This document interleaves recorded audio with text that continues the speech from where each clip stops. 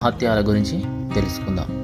ముఖ్యంగా ఇక్కడ సంతానం లేనితోని బాధపడేవారు ఈ ఆలయాన్ని దర్శించుకొని ఇక్కడ ఇచ్చే మందు తాగితే కంపల్సరీ సంతానం అనేది కలుగుతుందట.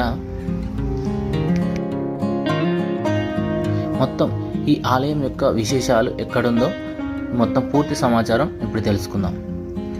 ఈ రెడ్డెమ్మ కొండ అనేది మనకు చిత్తూరు జిల్లా గుర్రంకొండ మండలము చెర్లోపల్లి గ్రామ పంచాయతీ దగ్గరలో ఉన్న దొడ్డివారిపల్లి దగ్గరలో ఈ రెడ్డెమ్మ కొండ దగ్గర ఈ ఆలయం అనేది మనకు దర్శనమిస్తుంది.